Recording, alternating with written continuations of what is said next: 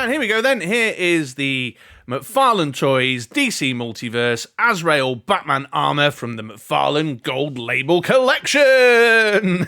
I'm just juggling. It feels like McFarlane, well, in fact, all these toy manufacturers, they just keep layering on these extra subtitles and sub-waves within waves within waves, just making it increasingly more complicated for the collector. This, for example, is from the Gold Label Collection, which is actually quite meaningless to me. I generally stay on top of what's going on in the action figure biz, but I don't know whether it's because I'm in the UK or not. However, the Gold Label Collection thing, it doesn't seem quite as limited or special for me as perhaps maybe it does if you're shopping in North America and you can only get these in specific retailers or through McFarlane Toys Direct or whatever. So, but there you go. It's a Gold Label Collection item from the DC Multiverse. I'm very pleased to see this. Regular viewers of this channel will know that I'm quite selective about my McFarlane Toys purchases. I just find that some of the figures he puts out are more obscure or from storylines that don't resonate with me as much, and so I just generally pick out either classic-looking characters or characters that are from storylines that I've enjoyed and have a passion for in the past. Like, you know, if you look at the recent Flash line that they put out, it's a set of alternative universe Flash characters that appeared in, like, one issue of a comic book once, whereas this, the Azrael Batman, is from a significant storyline. It's from a kind of classic, extremely popular, extremely well-known Batman story, and one that I read when I was a child. I'd have been, around 12, 13 when the Knightfall story hit the market, and so yeah, this was definitely, when I saw it, one that I added to my pre-order list. As far as the packaging goes, the figure is the standard DC Multiverse packaging. It's the black, blue and white colour scheme motif. We've got the window on the front here showing off the figure in packaging with all the various logos and whatnot on it. It's the same on the sides of the packaging. One side again has the logo, lists the figure's name, points out what comic book series it's from, got McFarlane Toys logo, and then the other side has a little bit of a break-in window, the name of the figure again, the logo. Yeah, so it's the standard DC Multiverse stuff. On the back of the packet, we've got a big Batman piece of artwork there. That's Kelly Jones that would have been from Detective Comics around 667, I want to say off the top of my head, 68 maybe. Someone either give me a congratulations or a way off the mark in the comments down below. But yeah, that's Kelly Jones, quite a famous piece of artwork from the beginning of the Knightquest storyline that followed the core Knightfall storyline, where Azrael took over the mantle of the Bat. And then the bottom is, you know, just all the legal bollocks, usual stuff. So there we are. Right, let's get this guy open then. I've popped the tape already with my little box cutter knife. So, and again, usual sort of DC Multiverse opening situation. Slide him out from the bottom here. Oh, get my fingers under the thing there. There we go. Then the character is on the blister pack. We've got the backing card here, which includes the trading card and the foot stand. We'll have a closer look at them later. Oh, this guy is tie-wrapped in for days, and he's also tie-wrapped in under a cape that goes through the back of the package. So I'm going off-screen with some scissors for a minute. I'll be back in a sec. I appreciate that these are an anti-shoplifting measure, but I do find them an absolute pain in the arse when I'm trying to get my figures out of the packets. But right, he should now be loose enough for me to break him through, and then slide the cape through the gap there. Well, that's oh wow. Oh no, I missed one on the ankle. Ah! Oh, there we go. Here we are then. Here is the Azrael Batman Armor.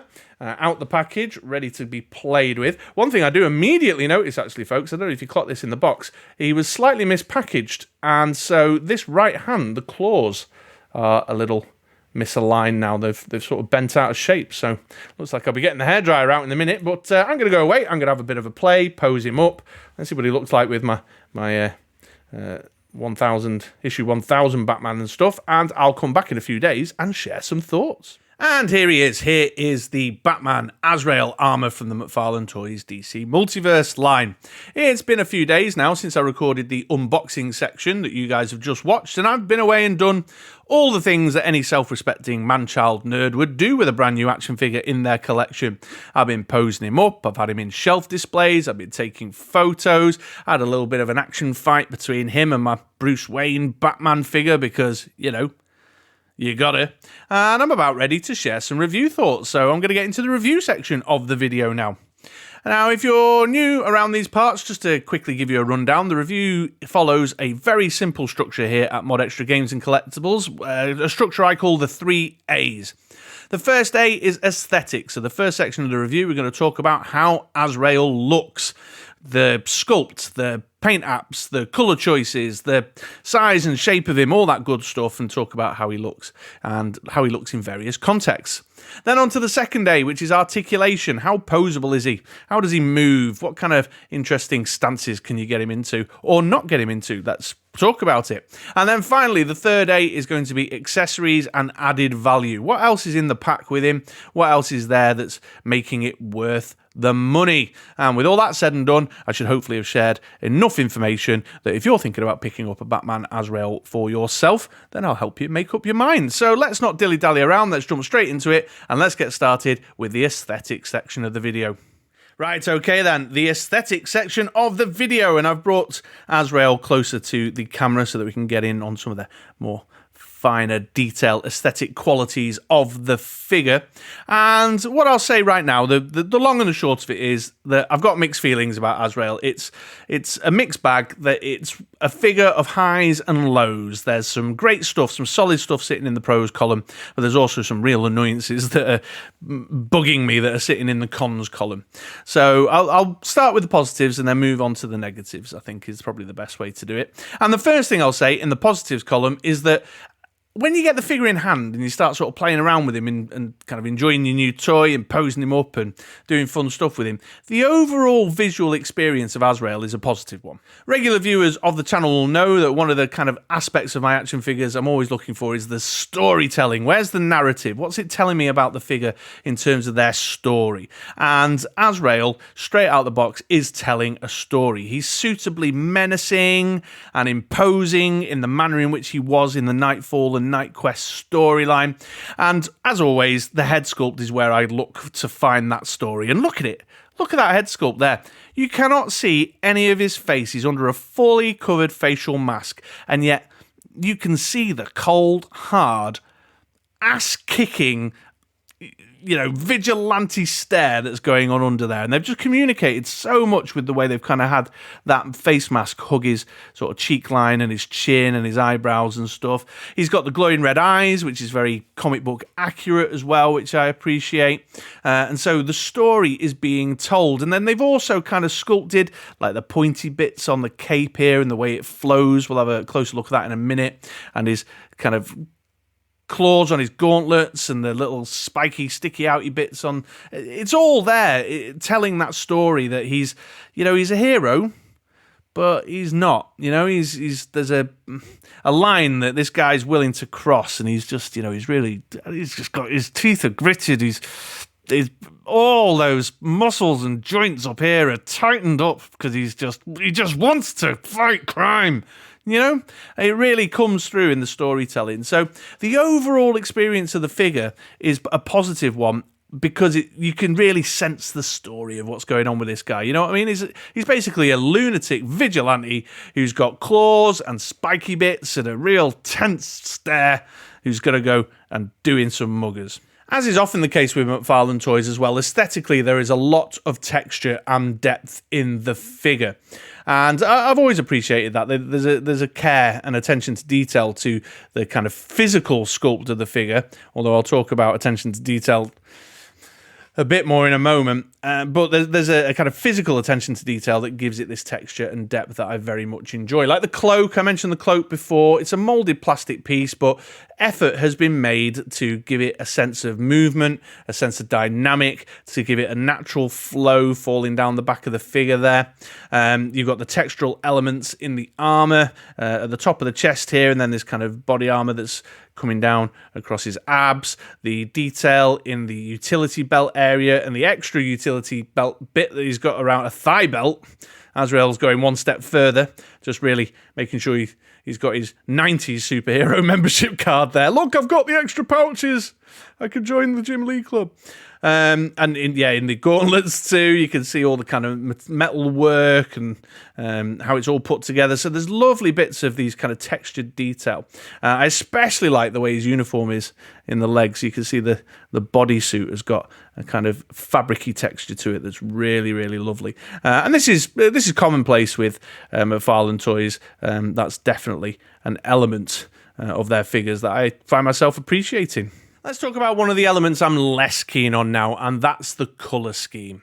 And before I get into whinging about it, I want to make it clear that I fully concede that this is teenage DC fanboy Chris talking now, and that all my comments are fully informed by a kind of elitist nerdism about this character in that period of time in the DC Batman comic books.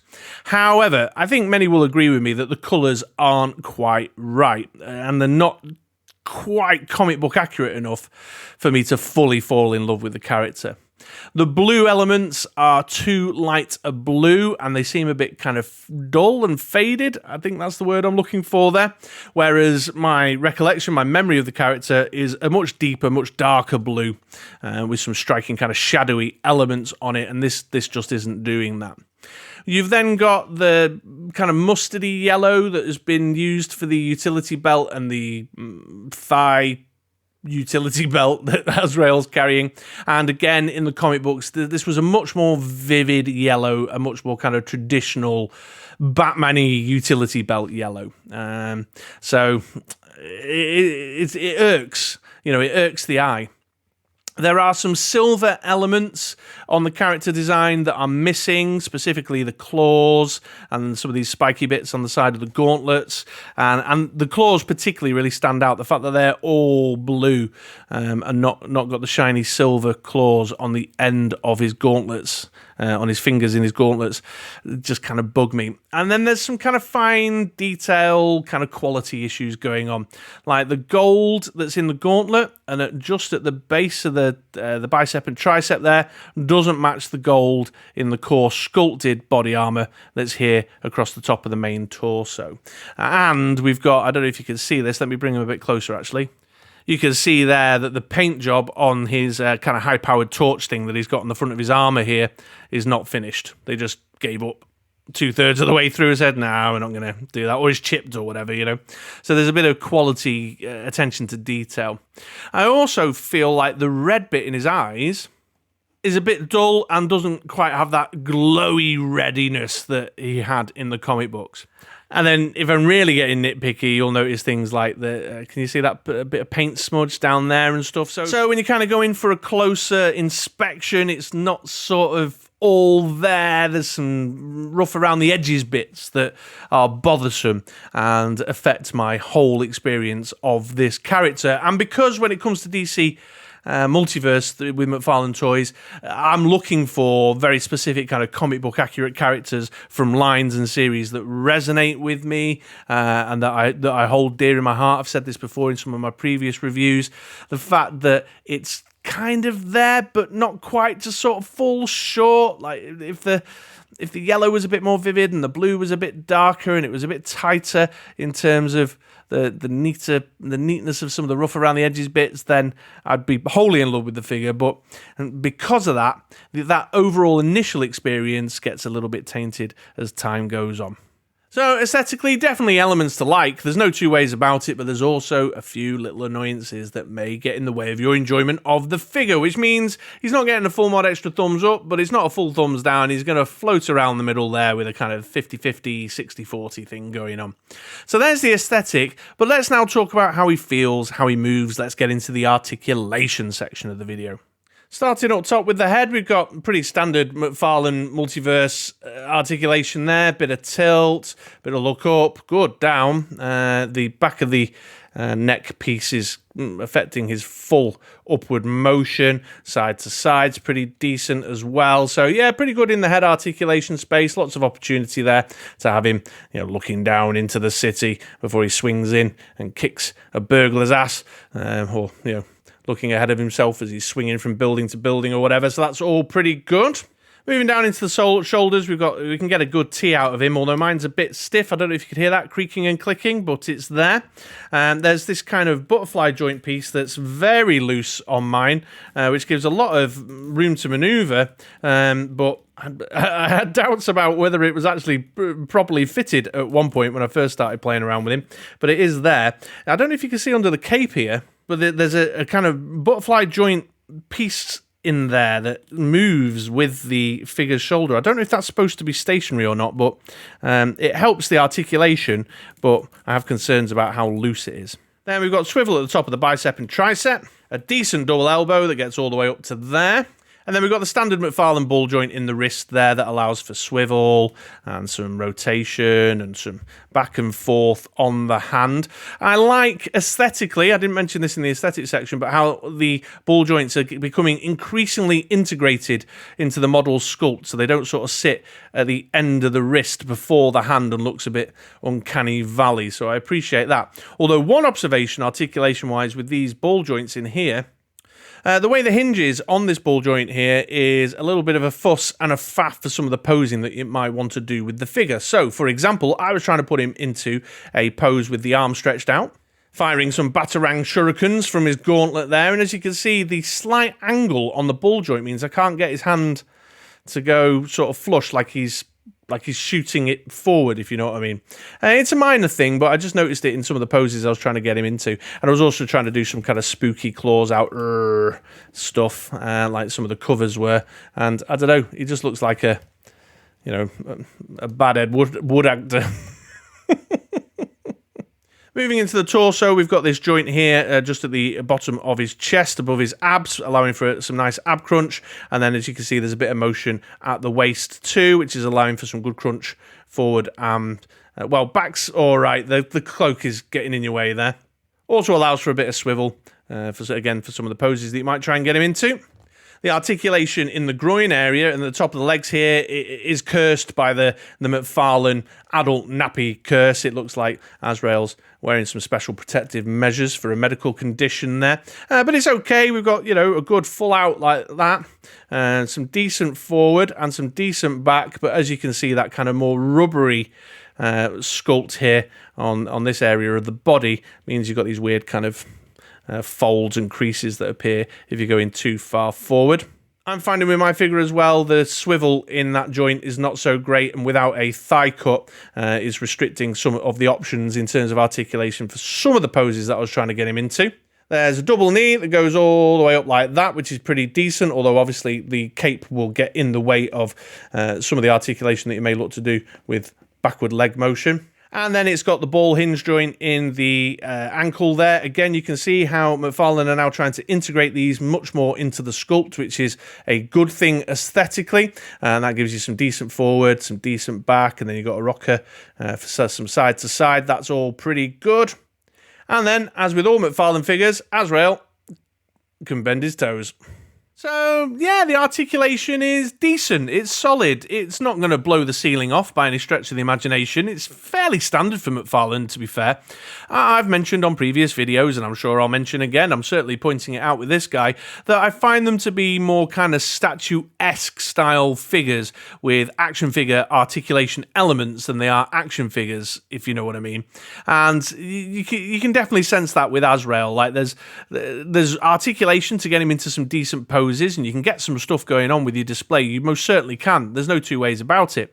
But if you're super ambitious, or you're looking to go for something really interesting with, say, photography work, diorama photography work, then you might find it a bit frustrating, but no more or less than you might find with any other McFarlane figure. I'll give you an example that I'm noticing right now. I'm just trying to get him into a kind of ready to kick ass stance, and you'll see that the rocker, the forward rocker on the foot there, doesn't quite work in a way that allows me to twist it in and lay it flat, and the swivel in the groin area doesn't really allow me to kind of get it out there. Oh, and I tell you what, something else in the stance that he's in right now that I didn't point out before is that if you start to bend the legs and bring him down too low, his cape is touching the floor, which is a big no-no for me. I find that very frustrating with my figures when that happens, because then the moulded cape, even though it looks great, starts to get in the way with some of the experience that I'm getting with the figure. However, all that said, I'm thinking Articulation, judging it by the standard of what I know and understand of McFarlane Toys and what I've been trying to do with it over the last couple of days, I think it's going to be a thumbs up on that one. So there you go, there's Articulation. Now let's talk about the accessories and or the added value. And it's a pretty short section, this one, just 2 accessories to show. And the first is the standard McFarlane Toys DC Multiverse foot stand that comes with all their figures. This is pretty handy. I mean, I always appreciate this when toy manufacturers include them with their action figures, so I'm grateful for it.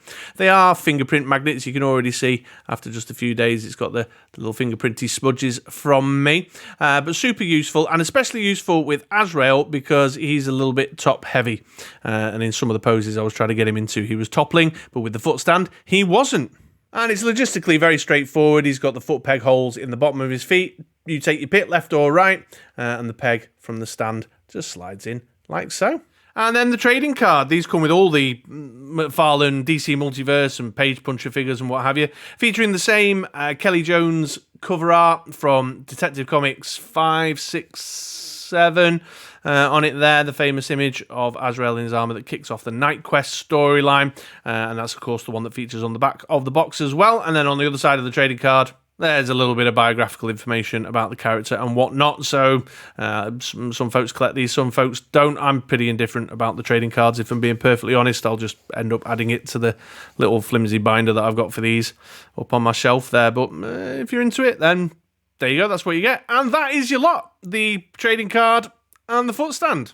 Here we are then. Here's Azrael going around on the turntable in the pose, the stance that I've had him in on my shelf, at least when he's been resting in between playtime. And I'm just trying to kind of get him into something of a pose that communicates the sort of menacing, off the deep end, batshit crazy characteristics, you know, the narrative that is going on with John Paul Valley here. And I think it's there or thereabouts. I'm definitely finding the more that I explore the figure, the more the kind of McFarlane style of statuesque restriction is getting in the way, and that if you're kind of straying too far outside of the way they've envisaged you using the figure, then you're on for a loser, basically. You're not going to find a great deal of success. And, you know, I do find myself looking at him and going, that blue is so light. Why is it not a darker blue? And it does bug me a little bit. But frankly, I'm happy I picked him up. He's a great looking figure. He looks really wonderful next to my DC Comics 1000 blue and grey edition Batman figure. That's been nice, and I've been doing some nice little kind of posy pieces with them pair. Really looking forward to my maxi figure, or whatever they call them, Mega Fig, Bane arriving as well to really start forming that setup, and super excited to see that in some of the New York Comic Con previews that there's a Catwoman from this era on the way as well in her purple outfit. So I'm pleased I picked him up.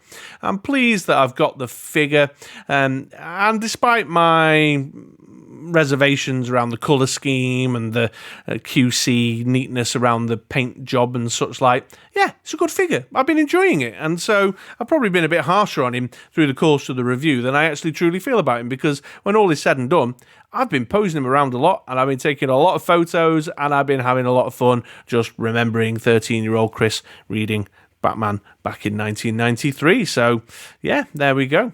Yeah, I'm going to go thumbs up, all told. Thumbs up. I'm happy I picked him up. I think he's a great addition to my collection, and certainly going to bring me much joy and a great figure experience. So there we are. If you've enjoyed my video today, I would very much appreciate you taking the time to give me a thumbs up like. And if you're not already subscribed, my stats tell me that there's a massive percentage of you lovely, lovely people out there who are not subscribed to the channel but are watching these videos. Then please do take a moment to make an effort to drop down and hit that red button. Otherwise, I've been Chris. This is MoDXtra Games and Collectibles. Thank you so very much for coming along and watching my video, and I'll see you around these parts again sometime soon. See you later, folks.